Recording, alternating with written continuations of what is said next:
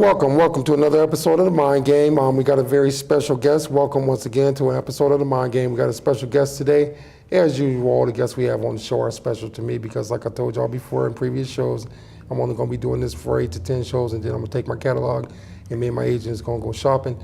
We got about 4 or 5 more people coming on, but without further ado, we're gonna start the day off by saying the flag. I pledge allegiance to the flag of the United States of America and to the republic for which it stands, one nation, under God, indivisible, with liberty and justice for all. We have a very special young lady, as y'all can see. I'm gonna let her introduce herself and then we're gonna go from there. Good afternoon. My name is Jada Best and I am the Director of Education at the United Way of Erie County. And thank you so much for having me here today. The pleasure's all mine, Jada. Very briefly, just touch on, I like for everybody to just get the viewing audience, my followers, just a very brief background history of yourself. And I believe you're an Erie native, am I correct? I most certainly am and proud to be. I'm born and raised in Erie. I'm a proud product of Erie Public School System, graduated from Academy High School before they closed. I was the class of 1991. Okay. I am a graduate of Georgetown University. I have a Bachelor's of Science degree in nursing, surprisingly. I always wanted to be a teacher and a nurse.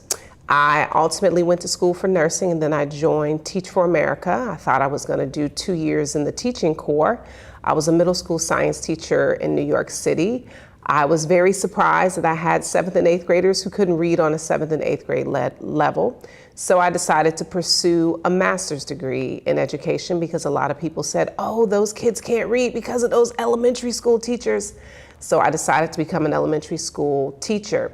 So that's when my journey began. And so I've committed the last 22 years of my career to urban education. And my plight is to ensure that we are ensuring that our students can receive an excellent public education, as well as to be well-rounded students, and not just to be good students, but the plight continues. Okay, let me just jump in here real quick and say I had no idea. I read the article in the newspaper about your educational history, and I'm kind of glad I told you to keep it brief because all the degrees and stuff, what you got behind you, we'd have been in the next year talking about all the credentials you formed. But I had no idea that you originally went to school to be a nurse. I originally went to school to be a nurse, so that means that I did nursing for a little while, but like I said, my calling was education. Are you still certified? It just caught me off guard when she said nursing, okay? No, I never got my certification in nursing. I actually decided, I did take my boards. Okay. Didn't pass my boards. Okay. I fell short by a few points. Okay. And at that same time, I was accepted to do the teaching corps. Okay. And decided that I was gonna go into education, and I've been there ever since. Okay, so let's start in New York. Mm-hmm. What did you do in New York as far as teaching? Very briefly, let's touch on that. Well, in New York City, I was a middle school science teacher.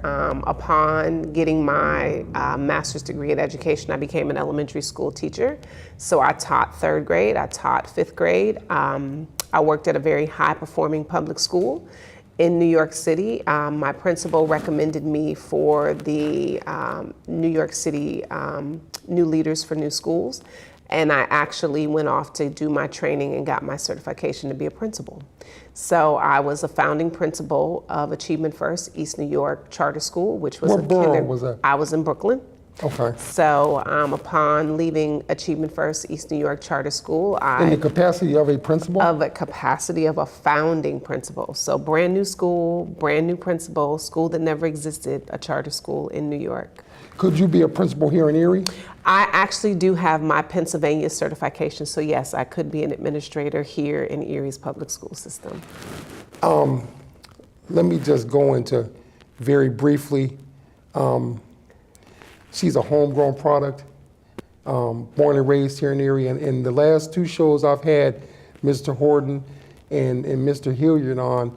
Once again, I want to reiterate the fact that, you know, people say all kind of, to me, it's just crap. I mean, she's a perfect example of it doesn't matter where you come from or where you go.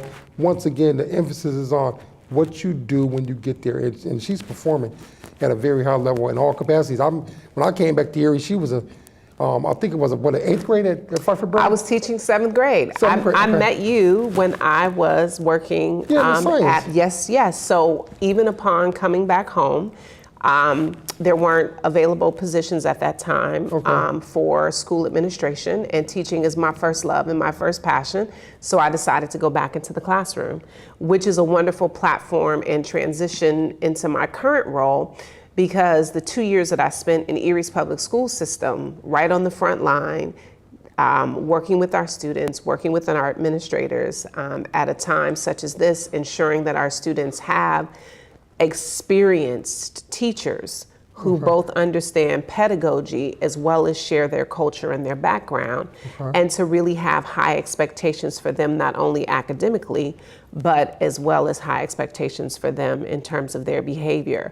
So the only reason I didn't continue teaching at Pfeiffer Burley is because schools consolidated. Right. My certification is for middle school, and they were now pre-K to But you 8th did go grade. to- And so I was picked up at East. So I was offered a position to teach science at East Middle School. So before I transitioned into my role here, March of this year, I was teaching science at East. Ladies and gentlemen, I wish that we could clone her, okay, and just move her around throughout the whole district and then countrywide. But it goes without saying that you were an asset to the Erie School District, and I really like the fact that you got back in the trenches. Yes. Okay, and you could have went anywhere except Erie, I guess. That's true. And you chose to come back home to Erie, and eventually, Mr. Polito and Ms. Arbusky, they're very knowledgeable individuals. They see the talent that you had, and you would have probably moved into an assistant principal or principal position real quickly, but you chose to get back in the trenches and help the youth in this city develop academically and personally, which they needed. Let's talk about, Jada, your position now at the United Way.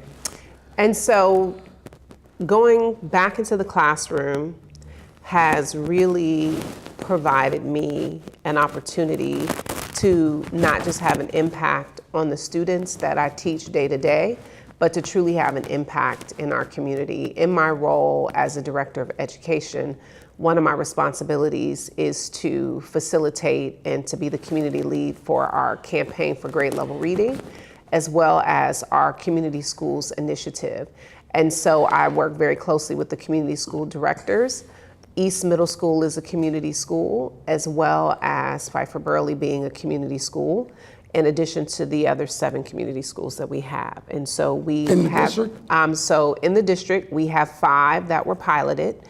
So the community schools that are currently operating are Strong Vincent Middle School, East Middle School, Pfeiffer Burley Elementary School, McKinley Elementary School, and Edison. We also recently have a community school out in Girard and out in Iroquois. So it's a countywide initiative. And this is from where? And so United Way is the backbone organization. And so what that means is, in this day and age, most people don't even have, one of the examples that somebody gave me that I thought was great to explain what a community school is. Most people have a landline. And few people, I say, have a landline. So if you have a landline, people can call you, you can call other people, you can get a special feature, you can have a 3-way on your phone. But for the most part, it only has a purpose. Things come in, information comes in, and information comes out. That would be a traditional school. A community school is like a smartphone. So it's still a school, but there's tons of resources. So just like you have apps on your phone that you could order pizza, you can call a friend, you can track how many miles you walked today, things of that nature. So what community schools do is bring resources into the schools that help improve student success and student outcomes, and to be able to remove barriers that ensure that students can do well and students can succeed. So oftentimes we expect parents to take their kids to the dentist. Kids are missing days of school when they go to the dentist or missing hours of instruction if they go. How about the mobile dentist clinic can come into the schools? Let's say students are in need of uniforms. Well, schools, some of our community schools, for example, Edison not only has a clothing closet, but they also have a food pantry. So oftentimes many of our families, low-income families, have food insecurity. So there's partnerships to ensure that students have clothing, healthy meals, have access to mental health services, resources for families who may or may not be in crisis, and to work very closely with the school leadership team, to work very closely with the parents, and also to be in partnership with our community centers, our lead partners.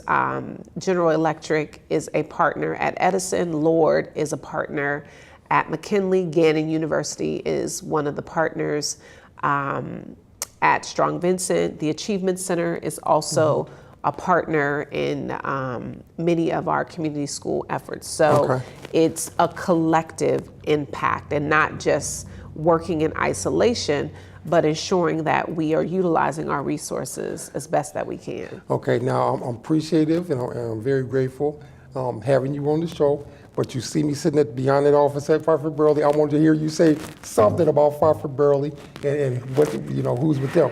Yes, Pfeiffer Burley has a wonderful relationship with Erie Insurance Exchange. They are one of our key partners in the work that we do, and Erie Insurance Exchange has been involved in this work even before Pfeiffer Burley became a community school. So they have tons of volunteers. They come in, they read with students. Serve Erie has done a beautiful mural and a whole redo of their school library.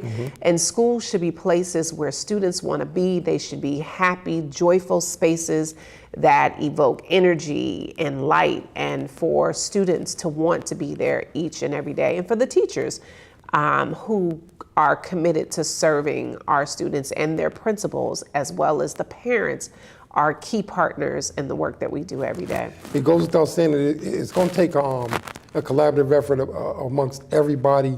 We all know that it takes a village to raise one child, if not many. So the effort that everybody putting forth, and I've been back 2 years, Jada, and I can't say enough about the leadership with Mr. Polito and Ms. Arbusky, but the ones that I see stepping to the head of the class is Erie Insurance by far. Absolutely. They doing their thing, and they showing that they're invested and involved in the community. Let me ask you this, do y'all have any plans? Now y'all have expanded out into the county, which that's news to me. Y'all moving on up.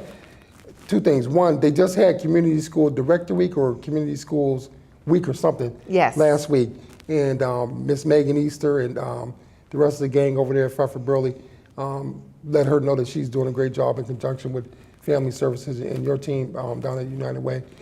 Do y'all have any plans to expand within the Erie School District as far as the community schools? As far 5 as, is a lot. That's a lot. Well, 5 is a lot, but the hope would be that all of our schools become community schools. The reason we currently have our 5 community schools is because those 5 schools had the greatest need. Had the greatest need in terms of the support that was required, not to just educate the child in the classroom, but to develop the whole child and assure that their social, emotional needs are being met, building better relationships with parents, addressing chronic absenteeism, addressing truancy. And so what is in the process of happening now, there is opportunities to expand in the future. Right now, we're focused on ensuring that our community schools, as they're growing, Deal will be soon becoming a community school. And so as time goes on, as we're able to secure funding and have lead partners and to really get the community engaged and involved. And in terms of our county, this is an initiative across our county. And as my role as the Director of Education, our campaign for grade level reading is to ensure that all third graders are reading on grade level. That is a key indicator that students will be successful in middle school, successful in high school, prepare them for career readiness. And so with the campaign for grade level reading, there are 3 key focus areas. The first one is school readiness, the second one is school attendance, and the third focus area is summer learning. Because as we know, when students aren't engaged in activities during the summertime, they fall behind. It takes them a little time. It goes without saying. I mean, that's a key component and a key element. Is there other areas of the curriculum that y'all hope to get into? I know reading is probably the main one, just like you're stating. Yes.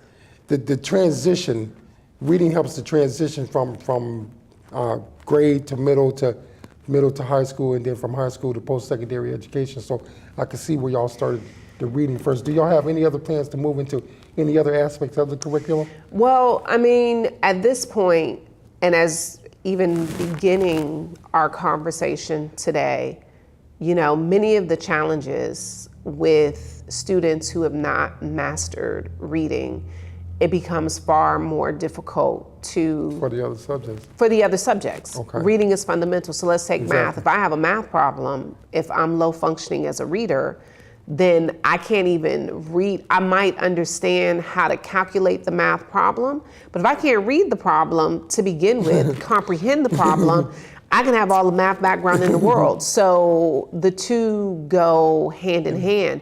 And as we started this conversation, education is the key. Exactly. I grew up, you know, in a low-income family, and I was able to utilize going to Booker T. Washington Center, after-school programs, spending time at Roger Young Park, doing different things in my, you know, opportunities that were there in the community.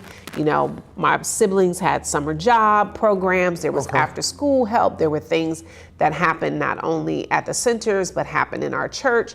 And so education really is the key to combat poverty, and that's the mission of the United Way. We want to be able to crush poverty. We want to be able to ensure that families are sustainable, and it needs to have a multi-generational approach. So just as we're working with students, some of those students live with their moms and dads, some of them live with grandparents, and so it is something that is multi-generational. And as you said, it takes a village. So that village includes, you know, family services, the Achievement Center, our local universities, our community centers, our business owners, our clergy, our neighbors, you know, standing outside and saying, how was school today? One of the things I love about my mother is after school, she's retired and she's standing around and she's asking the kids, how was your day today? Pick up that trash you dropped over there on my lawn. But, you know, she talks to the babies as they're transitioning and walking home from school. And so, you know, it's important that kids have folks who care about them and who's checking on them. So it's something that allows many of us an opportunity to support what happens in schools every day. They need the encouragement and support, whether it's coming from directly in the family or out of the family. They need the encouragement and support. You touched on something, I mean, very fundamental. Just like you said, if the reading is the key, because if you don't know what the problem is, you're never going to be able to solve it. No, you can't. You cannot. So to be able to read is the key to the educational backbone and the basis of which the United Way has put you in this position to enable our students. What's one of the most satisfying things that you're getting out of your position at the United Way, seeing things develop and being on the ground floor, so to speak? What would you say so far in your tenure as in your position is the most satisfying thing? The most satisfying thing for me is to see transformational leadership. At one point in time, different organizations might not have necessarily come around the table. It's a beautiful thing when you have community-based organizations working in schools. When we have students from Edinburgh University volunteering at McKinley Elementary School. When we have, you know, folks over at Boys and Girls Club who are coming and building relationships and working with the students and the families at Edison. It's a wonderful opportunity, and my success comes from the fact that these things aren't happening on these little islands, that everything that we're doing is impacting our community and directly. Jada, I came up in the Erie School District back in the early 70s and through the mid 80s, and I'm not, throwing nobody under the bus or anything, but it was very, very, very little community support in the schools. And since I've been back here, like I said, these last 2 years, it's just amazing and just a beautiful thing to see how the community, even the ones that aren't participating now, I'm sure they are ready, willing, and able to get on board and do whatever they need to do, because they understand that the youth is the future of not just Erie, but any community. And here in Erie, with the population so diverse, I think they need, it presents even an extra added element to the situation. Have y'all plans on dealing with the diversity in the population in the school district? Has that been a challenge for you so far? I wouldn't say that's a challenge, and that's the beauty of community schools. Each of the community schools has a school leadership team. We want schools to be welcoming spaces for our parents, no matter what their background is. Our school district is multicultural. We have lots of new American families.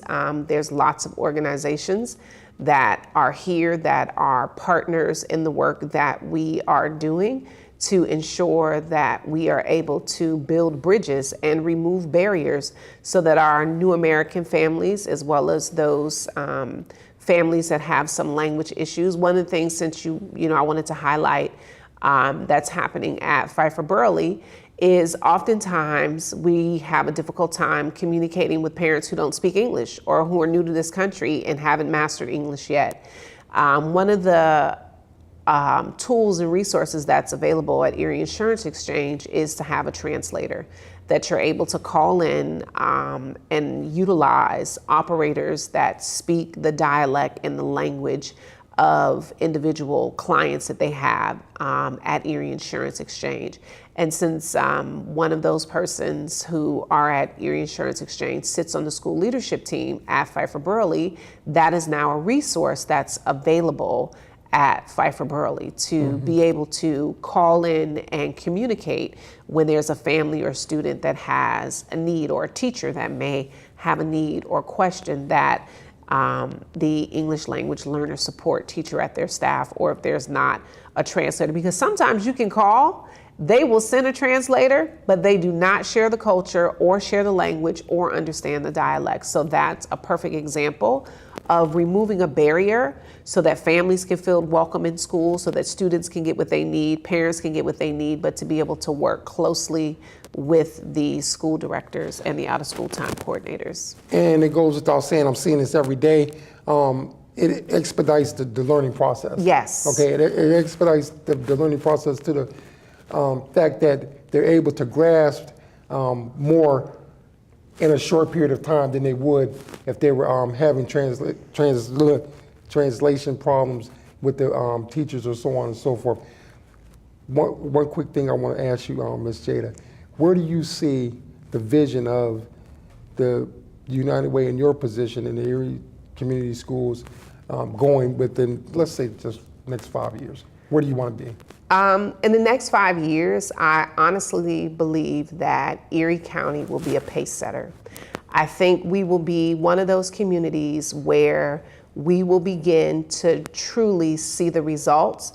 We'll see a reduction in chronic absenteeism across our districts and across our county. We will see test scores improve. We'll ensure that students are ready for kindergarten, registered on time for kindergarten. We'll see that there'll be a great transition from our preschool system into our upper grade system, that will be producing high school graduates that are career ready, and we can remove some of the judgment and the stigma and the low expectations people have of children of color and those who are currently living in poverty, whether it's situational poverty or the reality that parents want what's best for their children.